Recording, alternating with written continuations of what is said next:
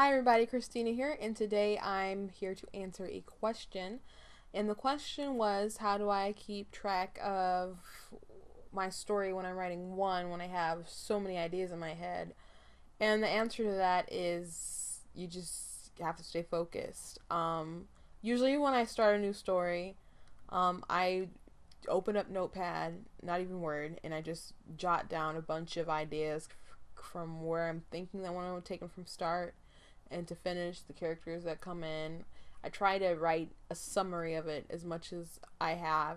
And one reason that I do that is because I'm also so excited about the story that I want to write it all down and have it just there to read it. And it is also like a reference of how I'm going to keep my stories in place and where I'm going to go.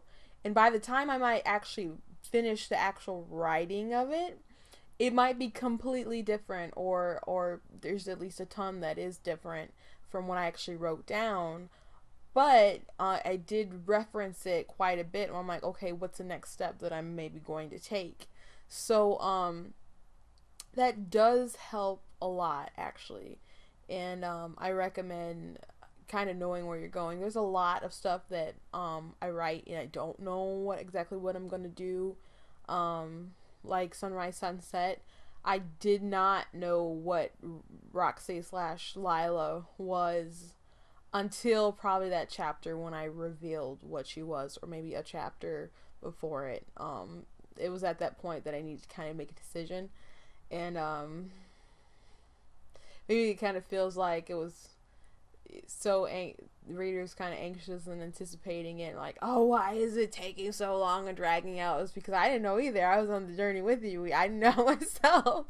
And so I would say definitely keep notes, and if you see patterns starting to develop between your writing, then you just kind of need to break it before it becomes too much. Maybe not so many cute boys with dimples. um, Once you're at that point, you're like, okay, how am I gonna make this character different than the ones I've written before? Like, Roxy is not tall and or voluptuous like some of my other characters that I wrote in well, Superficial is not published, but yet. But I didn't want to have like the same super knockout girl, so I'm like, well, I mean, she's a cute girl, but she has like really curly, natural curly hair. She does straighten it at one point, and she's really cute and tiny in an adorable Hayden Panettiere kind of way, and she just does not look intimidating. She's not like some kind of voluptuous diva, and I wanted to do that because I didn't want the same kind of girl in every story. Julian and Almost Alive, I didn't want the same typical um, gorgeous jock or hot nerd or quirky cute nerd with a heart of gold or something. So I'm like, well, I made him this goth character, which really worked out great for the story because it's such a twist that you wouldn't expect the demon hunter to look like he belongs in a satanic bar or something, a ritual or clan or whatever.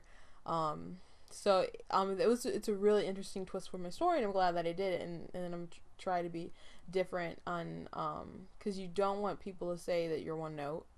Um, Also with Sunrise Sunset, I was originally Adam was going to be a brunette white guy, and then I'm like, I don't want. I mean, let me do something else. So, he's a mixed black guy, who with yellow skin and blue eyes instead, and because I also have some really some other black characters in Superficial and stuff too. So, um, I made a mix. I made Super Kid really diverse because I wanted different characters, and so I mean, make sure you have people will know you. People will recognize your writing style and your characters. There's just certain things that maybe you won't notice that people will point out, but when you notice that maybe there's a pattern developing and it's not necessarily something you want to be known as a person who does that, then I would say